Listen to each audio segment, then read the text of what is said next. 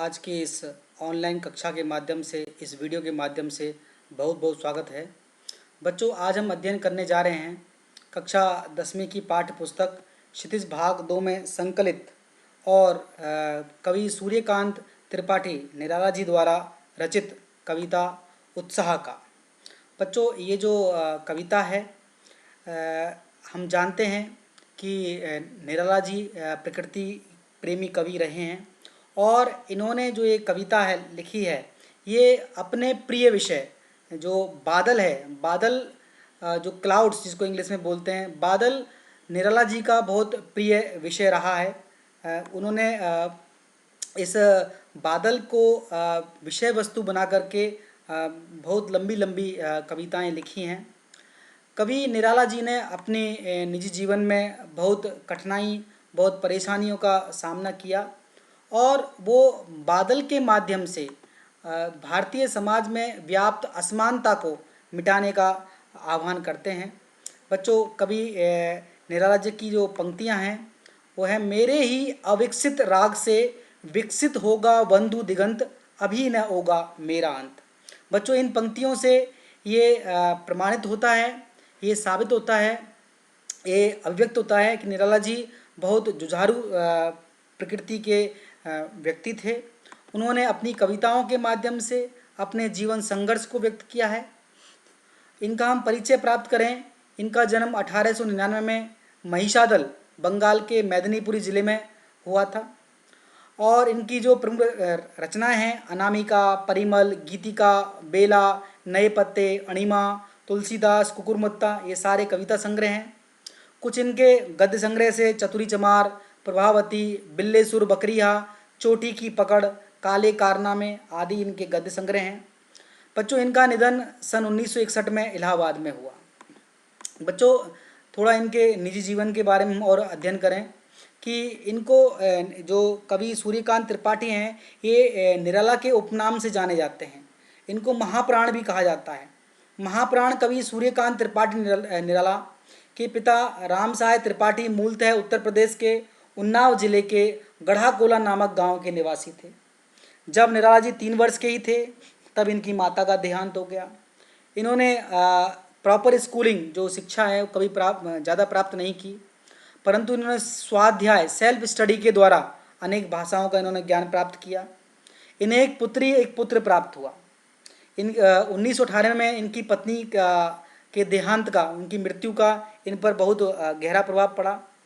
इन्होंने अपने पूरे जीवन में आर्थिक संकट, पैसे की तंगी का सामना किया, जीवन में संघर्ष किए और जीवन की सच्चाई को उन्होंने महसूस किया और इन सब चीज़ों ने निराला जी के जीवन की दिशा को ही परिवर्तित कर दिया था।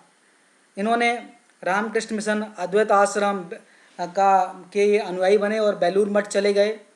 वहाँ इन्होंने दर्शन शास्त्र, फिलॉसफी का अध्ययन किया और वहाँ जो आश्रम का जो पत्र था समन्वय, उसका संपादन, एडिटिंग भी की। 1935 में इनकी पुत्री सरोज का निधन हो गया, जिसे बहुत प्रेम करते थे।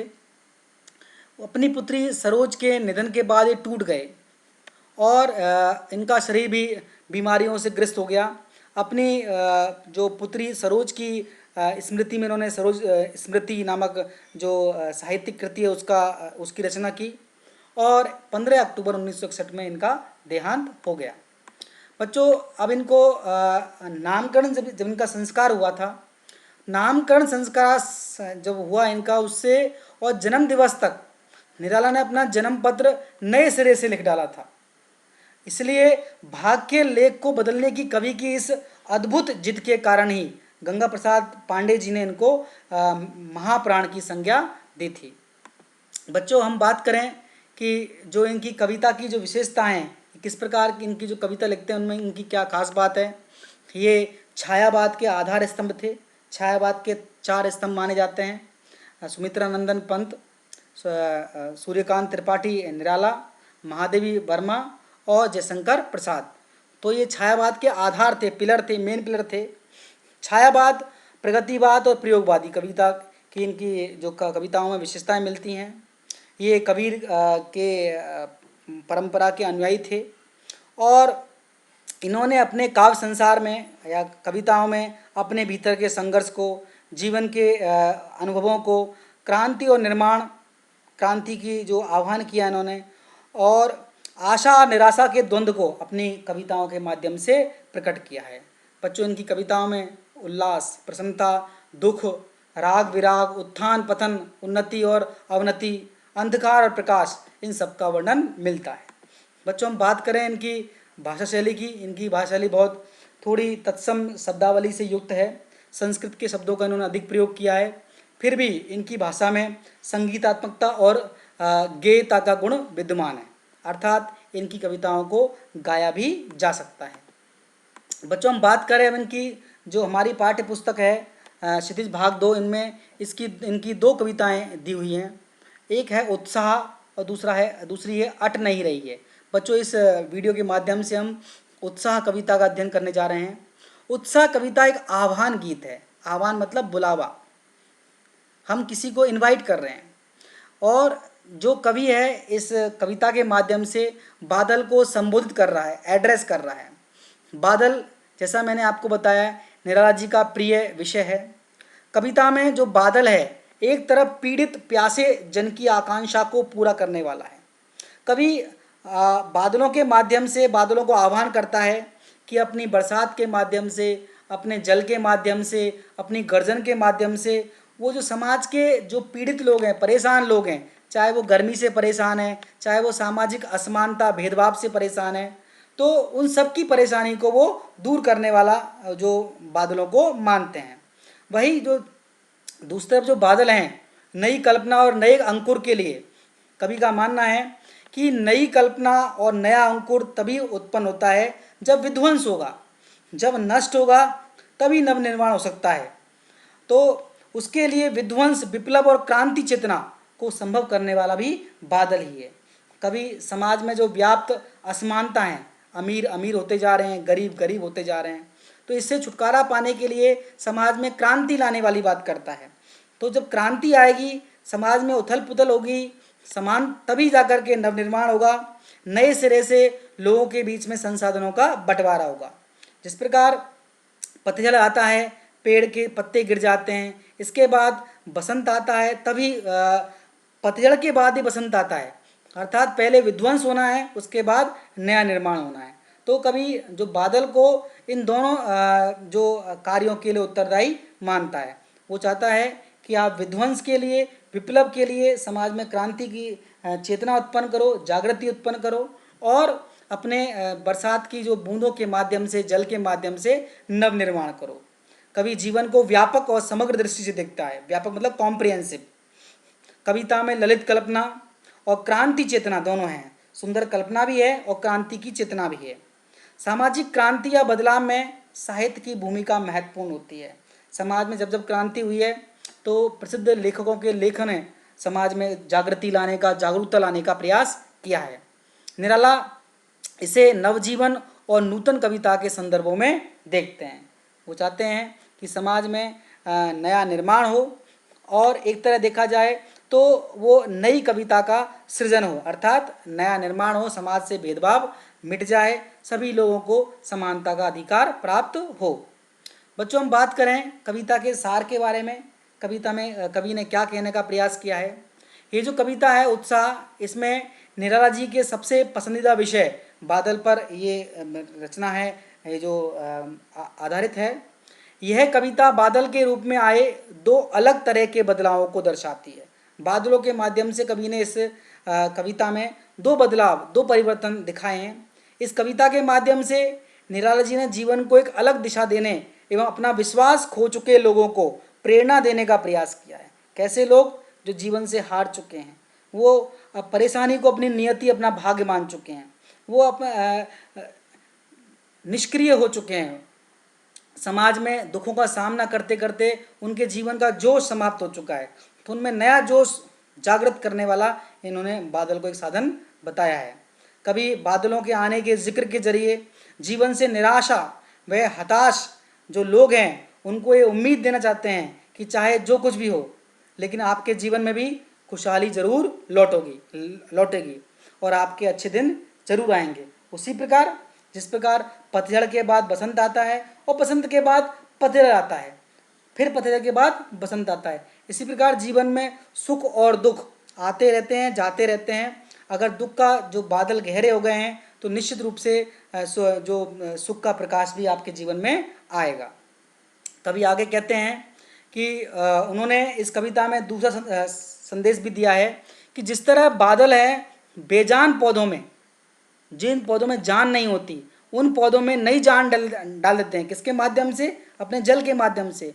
वैसे ही मनुष्य को सारे दुखों को भूलकर अपने जीवन की नई शुरुआत करनी चाहिए और ज़िंदगी में हमेशा आगे बढ़ते रहना चाहिए। मुख्य रूप से निराला जी ने यह कविता हमारे भीतर सोई क्रांति को फिर से जगाने के लिए लिखी है कि जो लोग निष्क्रिय हो चुके हैं, जो लोग अपने परेशानियों को अपना भाग्य मान चुके हैं, उनको जो कवि है अपनी इस कविता के माध्यम से जागरूक करता है, जागृत करता है, उन्हें क्रांति के लिए आह्वान करता है। बच्चों, हम बात करें, कविता है उत्साह। लेखक इसके कवि हैं सूर्यकांत त्रिपाठी, जो कि निराला जी के उपनाम से जाने जाते हैं, वो हैं। कविता बादल पे आधारित है और इसके कवि हैं सूर्यकांत त्रिपाठी निराला जी। बच्चों, हम बात करें इस कविता को, कविता का जो पहला पद है इसमें कवि कहता है बादल गरजो, घेर घेर घोर गगन धाराधर ओ, ललित ललित काले घुंघराले बाल कल्पना कैसे पाले, विद्युत छवि उर्मे कवि नव जीवन वाले, वज्र छिपा नूतन कविता फिर भर दो बादल गरजो। बच्चों, इस पहले पद्यांश में, इस कविता के जो पहले पद्यांश में, जो कि आपके सामने स्क्रीन पर दिखाई पड़ रहा है, इस कविता में, इस पद्यांश में कुछ शब्द ऐसे हैं जो आपके लिए नए हैं। जैसे घेर, घेर मतलब घेरना, घोर मतलब भयंकर रूप से, गगन मतलब आसमान को, धाराधर मतलब बादल, विद्युत मतलब बिजली, बिजली का चमकना, छवि मतलब चित्र, इसके बाद ललित, ललित मतलब सुंदर, घुंघराले मतलब जिनके बाल करली होते हैं, जिसमें जो छल्ले से पड़े होते हैं, बाल, बाल मतलब बालक और बाल मतलब हेयर, पाले, पाले मतलब प्यारे, और मतलब हृदय, नवजीवन मतलब नया जीवन, वज्र मतलब भीषण, वज्र जो एक अस्त्र होता है जो इंद्र के हाथ में होता है, तो वज्र मतलब भयंकर, भीषण, नूतन मतलब नवीन या नया या न्यू। तो कवि इस कविता के माध्यम से क्या कहना चाह रहा है? वो कहता है कि कवि ने जो बारिश होने से पहले आसमान में दिखने वाले काले बादलों को के गरजने, उनकी गर्जना और आकाश में बिजली चमकने का बहुत शानदार और बहुत मार्मिक और अद्भुत वर्णन किया है। कवि कहते हैं बादल धरती के सभी प्राणियों को नया जीवन प्रदान करते हैं और यह हमारे अंदर सोए हुए साहस को भी जगाने का प्रयास करते हैं। बादलों की गर्जना से आम व्यक्ति है, जो किसान है, जो दबा कुचला व्यक्ति है, पीड़ित व्यक्ति है, उसके अंदर एक स्फूर्ति का, एक जोश का संचार होता है। कवि कहता है इस पंक्ति के माध्यम से, हे काले रंग के सुंदर घुंघराले बादल, तुम पूरे आकाश में फैलकर उसे घेर लो, घेर घेर घेर लो घोर गगन, गगन मतलब आसमान में, भयंकर रूप से उसको घेर लो और इसके बाद खूब गर्जना करो, आप खूब गड़गड़ाहट करो, जिससे आम आदमी में जोश उत्पन्न हो। कवि ने यहाँ बादल का मानवीकरण किया है, पर्सोनिफिकेशन किया है और उसकी तुलना एक बच्चे से की है। एक जो छोटा बालक है, जो गोल मटोल होता है और इसके सिर पर करली और काले बाल होते हैं, हेयर होते हैं, जो कवि को बहुत प्यारे लगते हैं, सुंदर दिखाई पड़ते हैं। इसलिए जिस प्रकार इसमें एक छवि के माध्यम से आसमान में बिजली चमक रही है, यहाँ जो पहाड़ के ऊपर बादल छाए हुए हैं और आसमान में बिजली चमक रही है, इसी प्रकार जो ये इस छवि के माध्यम से आसमान में जो बादल हैं उन्होंने आसमान को पूरी तरह से काले काले बादलों ने घेर लिया है। बच्चों, कवि कहता है आगे इसमें कि बादल की गर्जन में क्रांति का संदेश छुपा होता है और उसको सुनाते हुए कवि कहते हैं, हे बादल, तुम अपनी चमकती बिजली के प्रकाश से विद्युत छवि से हमारे अंदर पुरुषार्थ भर दो, विद्युत छवि से हमारे उर में, हमारे हृदय में नवीन चेतना, जोश, पुरुषार्थ मतलब जो हमारे अंदर जो हमारी क्रांति की भावना है वो उत्पन्न कर दो, और इस तरह हमारे भीतर एक नए जीवन का, नए जोश का संचार करो, उत्पन्न करो उसे।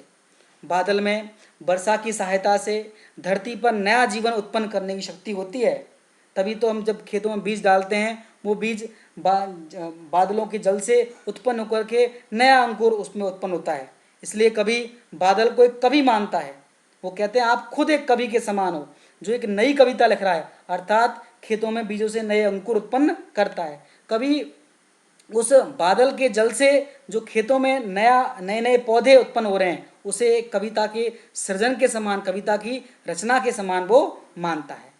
तो इस पूरी कविता में जो कवि ने इसमें हमको बताने का प्रयास किया है कि वो कवि कहता है कि घेर घेर बादल गरजो, आप गर्जना करो, घेर घेर घोर गगन, पूरे आसमान को आप अपने काले काले बादलों से घेर लो। हे धाराधर मतलब हे बादल, ललित ललित, बादल जो है वो सुंदर भी पड़ते हैं, काले घुंघराले, किसके समान, एक छोटे बालक के समान जिसके बाल काले हैं और घुंघराले। इस प्रकार बादल काले हैं, उसमें डिफरेंट टाइप की शेप बनी हुई है। बाल कल्पना के से पाले, और आपके हृदय में बालक की कल्पना के समान आपके हृदय में आकांक्षाएं छुपी हुई हैं, जोश छुपा हुआ है। विद्युत छवि और मैं, और आप अपनी बिजली की कड़कने से, चमकने से आप इस संसार में लोगों में जोश उत्पन्न कर दो। कभी नवजीवन वाले, और आप जो है पेड़ पौधों को नया जीवन प्रदान करते हो।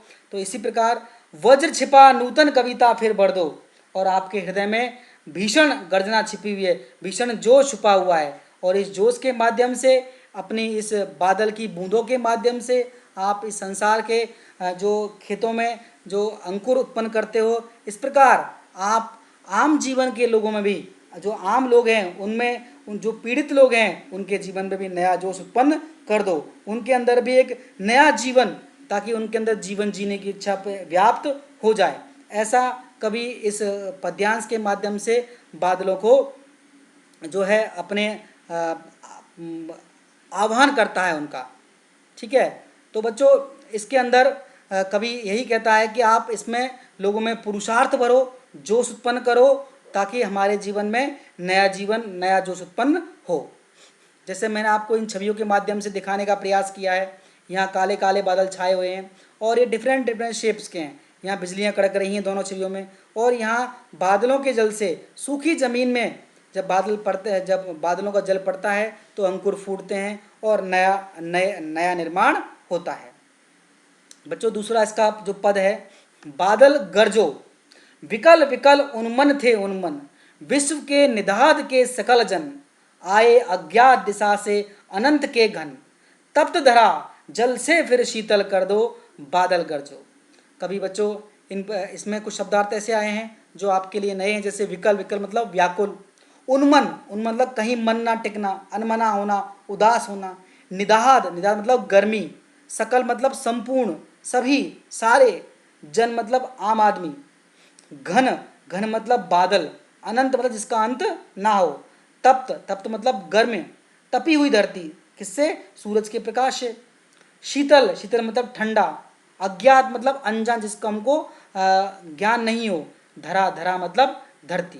तो बच्चों ये जो कविता है इसमें कवि कहता है कि जो लोग हैं वो व्याकुल हो रहे हैं, गर्मी से व्याकुल हो रहे हैं, निदाद मतलब गर्मी से, सकल मतलब संपूर्ण जन, और तब उन आप ही बादल हैं जो कि अज्ञात दिशा से आ रहे हैं, उम्मीद के विपरीत, लोगों को उम्मीद नहीं है कि अब बरसात हो भी सकती है, तो बादल हैं अपनी अज्ञात दिशा से आते हैं, आसमान को भर देते हैं और अपने जो वर्षा के शीतल जल से लोगों को गर्मी से मुक्ति दिलाते हैं। बच्चों ये जो कविता है इसमें कवि कहता है कि वो जो बादलों को क्रांति का प्रतीक मानता है, और वो कल्पना करता है कभी कि हमारे हुए सोए, हमारे जो आम लोगों के मन में जो पुरुषार्थ सोया हुआ है, जोश सोया हुआ है, जीने की इच्छा सोई हुई है, उसे आप फिर से जगा दीजिए, हमें एक नया जीवन प्रदान कर दीजिए, हमें जीने की नई उम्मीद प्रदान कीजिए।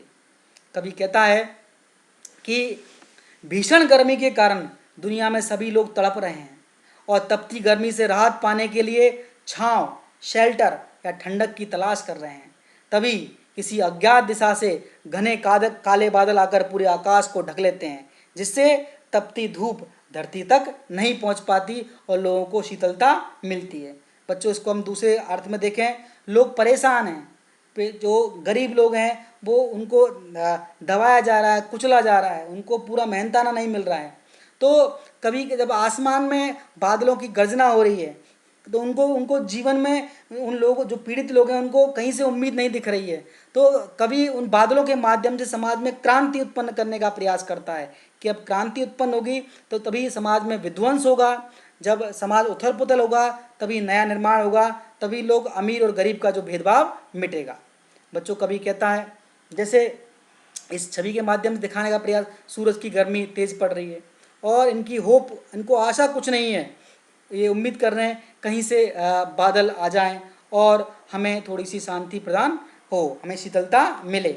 आम आदमी इसी प्रकार उसका शरीर पंजर बना हुआ है, उसको कहीं से कोई उम्मीद नहीं दिखाई पड़ रही है। बच्चों, कवि कहते हैं कि बादल है घनघोर वर्षा करके गर्मी से तड़पती धरती की प्यास बुझाकर उसे शीतलों में शांत कर देते हैं, ठंडक पहुंचाते हैं।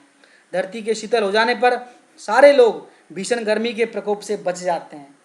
गर्मी के जब बरसात हो जाती है, बादलों के माध्यम से लोगों को ठंडक मिलती है और उनका मन उत्साह से बढ़ जाता है, उनमें फिर से जीने की इच्छा व्याप्त हो जाती है।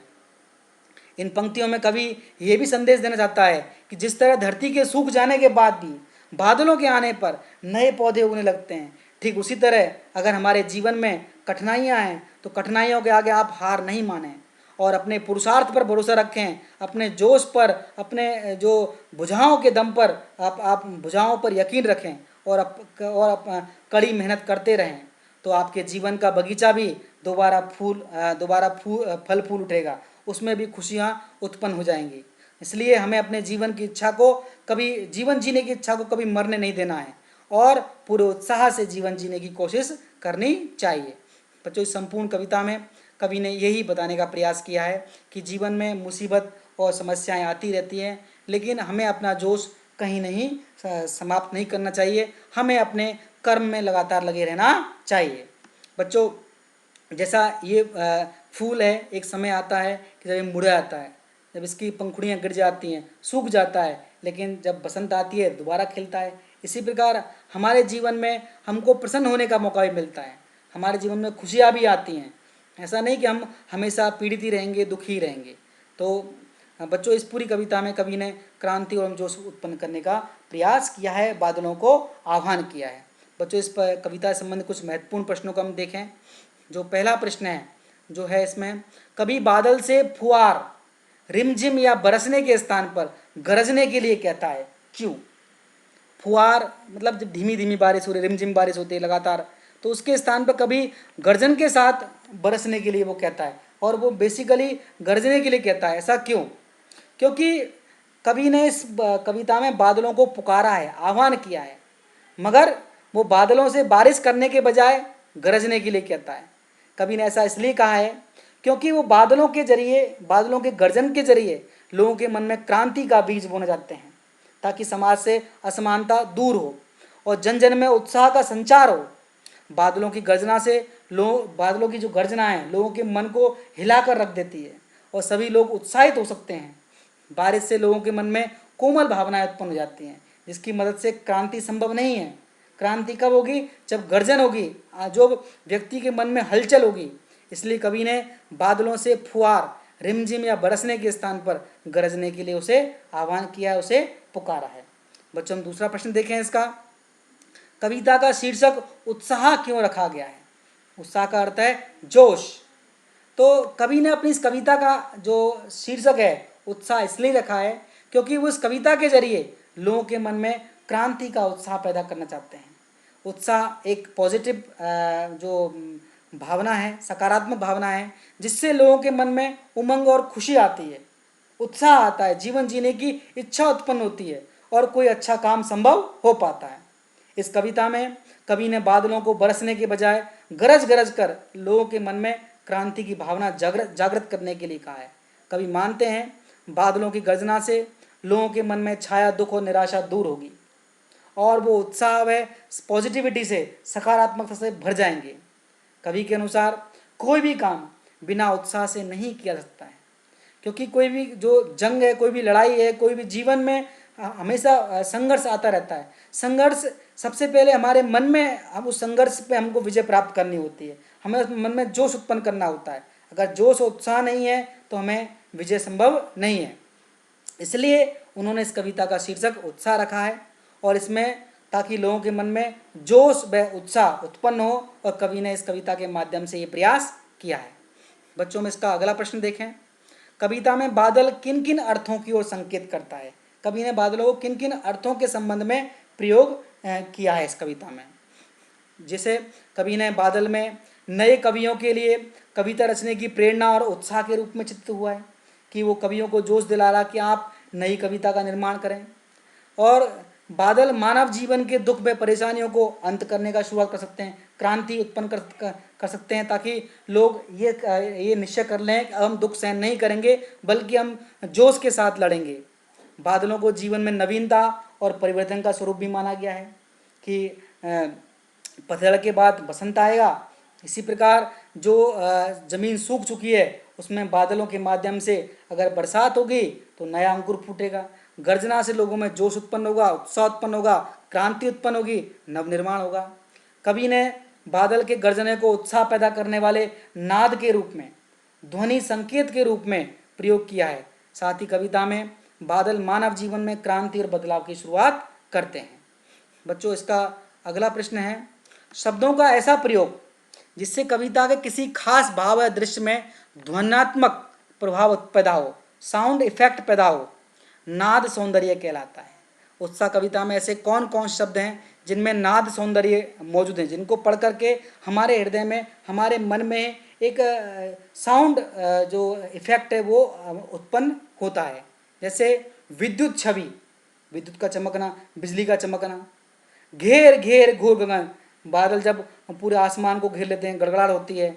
ललित ललित काले घुंघराले, शीतल कर दो बादल गरजो। ये ऐसे शब्द हैं जिनमें नाद सौंदर्य का भाव हमको प्राप्त होता है।